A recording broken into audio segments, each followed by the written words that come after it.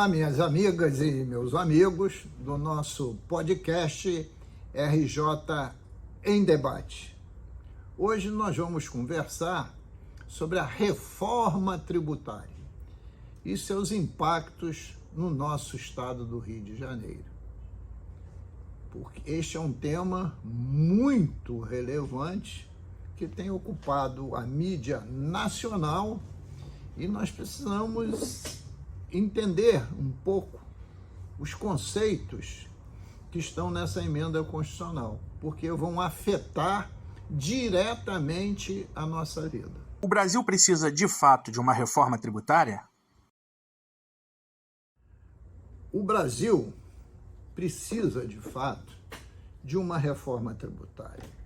São 27 estados, um Distrito Federal e mais de 5 mil municípios, com muitas legislações tributárias diferentes.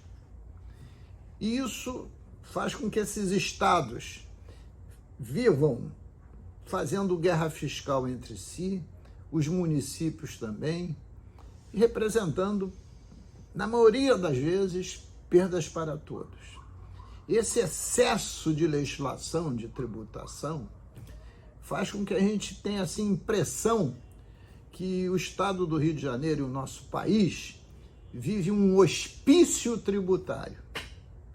Uma casa, por que um hospício tributário? Uma casa em que ninguém se entende e nada guarda proporcionalidade com nada. Então a reforma tributária pretende diminuir o número de legislações, o número de impostos, o volume de alíquotas são percentuais que incidem sobre os impostos, fazer uma grande simplificação dessa carga tributária, desse volume imenso de normas, e também fazer com que, pelo menos nos primeiros anos, nenhum estado ganhe nem perca, que haja uma equalização desses recursos, para depois, sim, entrar a reforma tributária em pleno funcionamento, e aí quem for mais competitivo arrecada mais, quem for menos competitivo arrecada menos. Unificação de alguns impostos. A estrutura da reforma tributária visa criar um IVA, como eles chamam IVA dual, quer dizer, IVA quer dizer imposto sobre o valor agregado. Dual quer dizer dois impostos sobre o valor agregado. Vai se criar uma contribuição sobre bens e serviços, chamada CBS. C de contribuição, B de bens, S de serviços. Essa contribuição, quem arrecadará será a União. Então, esse é o primeiro tributo. O segundo tributo será o IBS, Imposto sobre Bens e Serviços. E quem arrecadará será o Estado e os municípios brasileiros. A CBS, a Contribuição de Bens e Serviços, que é de competência da União, vai agregar o IPI, que é o Imposto sobre Produtos Industrializados, o PIS e o COFINS.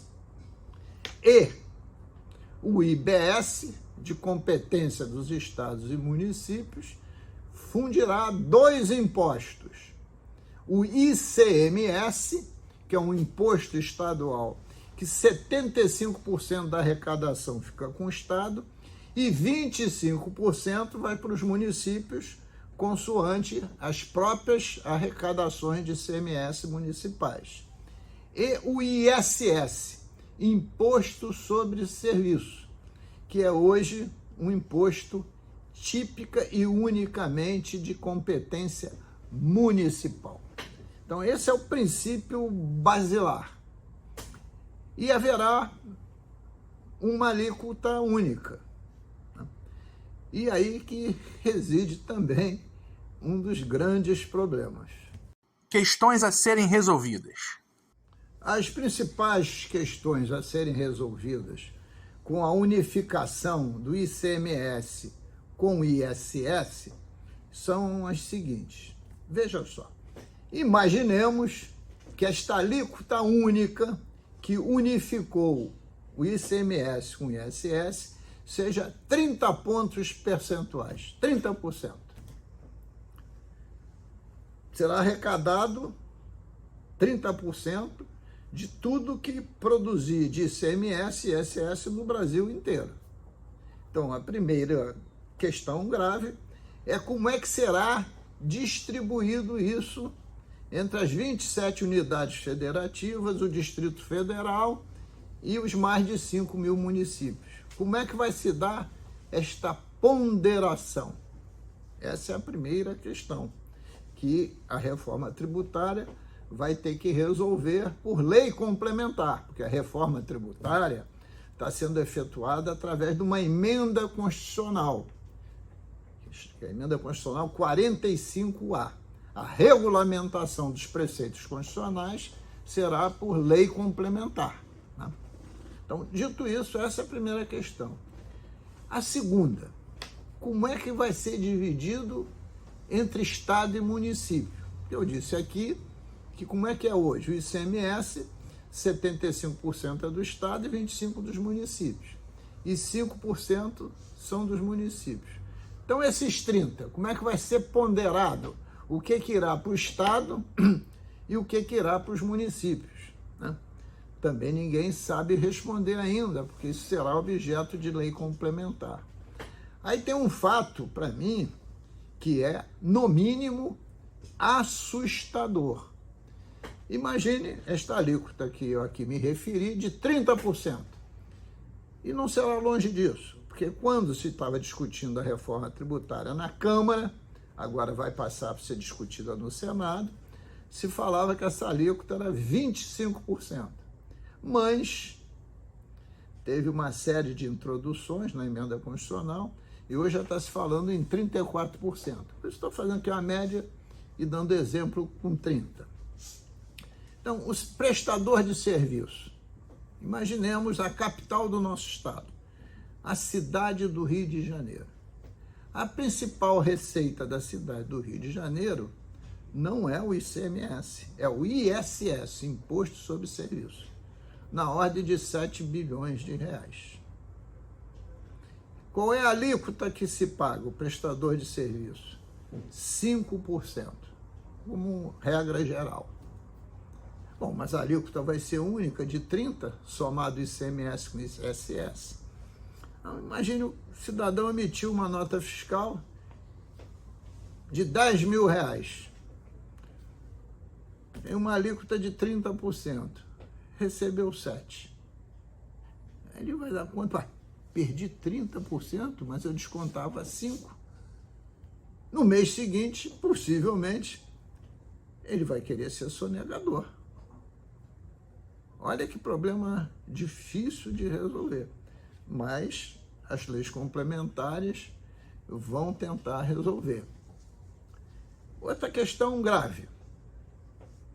Quem vai definir esta alíquota que equilibre o sistema todo vai ser o Senado Federal,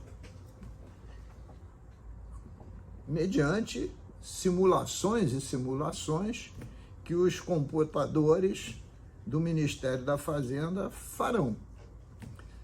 Seguidamente, eu tenho visto nos jornais o governador dizer que com esta reforma tributária, por ser no destino, nós poderíamos ter um ganho real de mais de 6 bilhões de reais.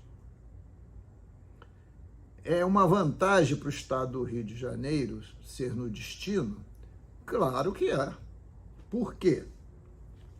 Porque o estado do Rio de Janeiro, quando você compara produção com consumo, é o estado brasileiro que mais consome.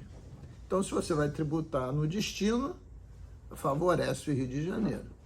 Mas a gente tem que saber como é que foi feita essa simulação, que sai esse número de aproximadamente 6 bilhões de reais que nós teríamos de ganho. No meu entendimento, eles simularam as arrecadações anuais de todos os estados, né? Só do ICMS. Não lançaram a nossa arrecadação do Fundo Estadual de Combate à Pobreza, nem tampouco do Fundo Orçamentário Temporário, o FOT. E se eu somar a arrecadação do Fundo Estadual de Combate à Pobreza com o FOT, dá aproximadamente 6 bilhões. Então, o nosso ganho não seria estrondoso, seria quase um 0-0, né? Então, essas são questões que não estão ainda esclarecidas, né? Mas, volto a dizer, a emenda constitucional 45 da reforma tributária ainda não está aprovada. Ela foi aprovada em 2 turnos pela Câmara. Agora, em agosto, o Senado começará a debater até votar. Tenho certeza que o Senado vai passar um pente fino, né, no que aprovou para a Câmara. E aí, aprovado no Senado, se ele fizer alguma mudança estrutural, volta para a Câmara de novo, né?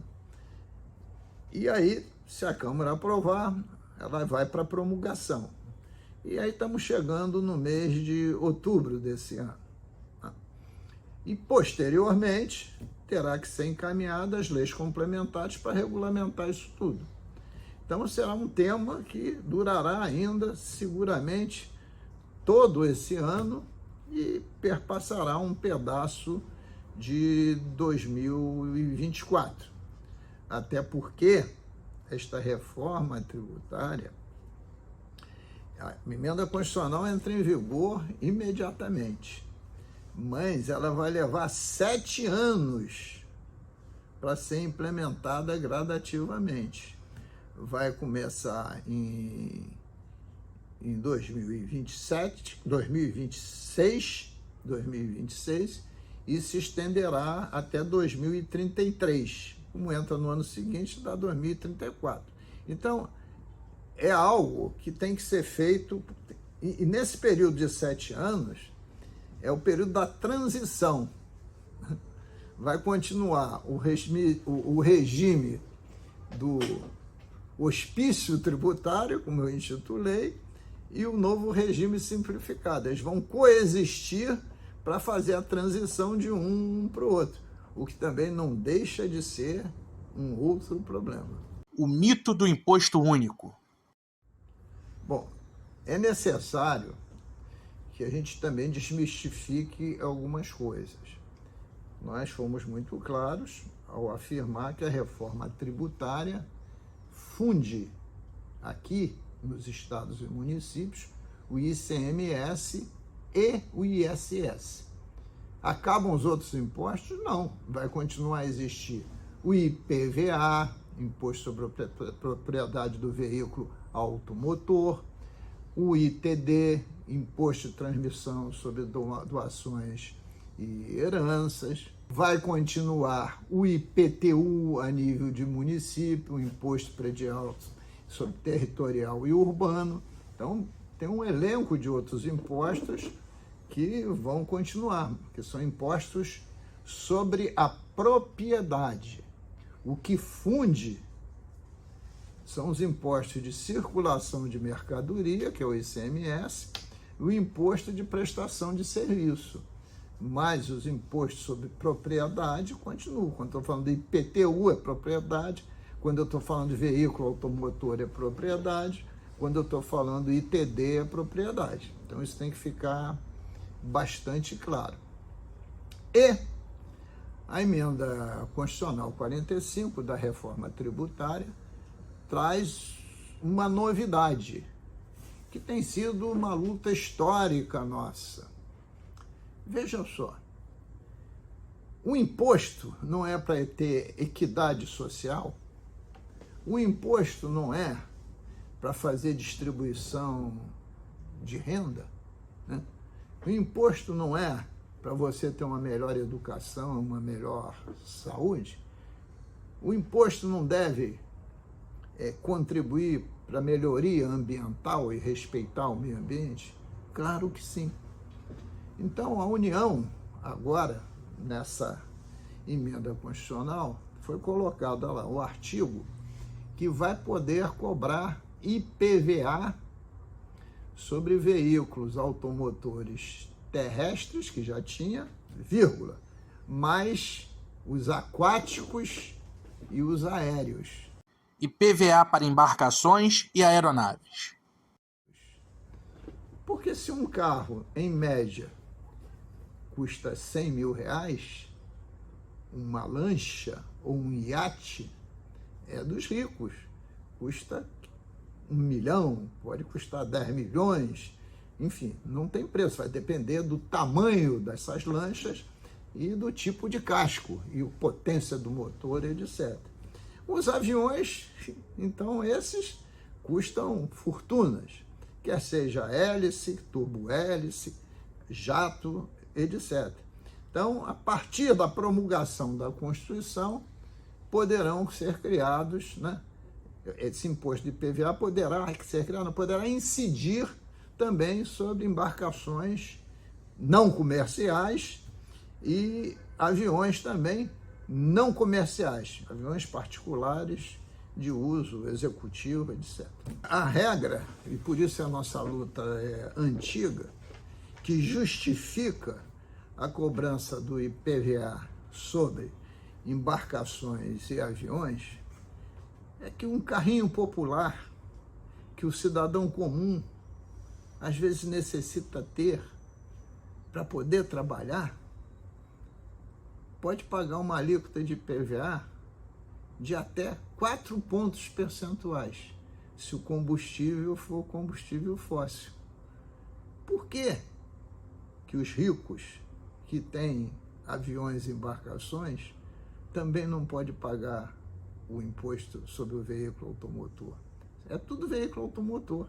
Um é terrestre, o outro é aquático e o outro é aéreo.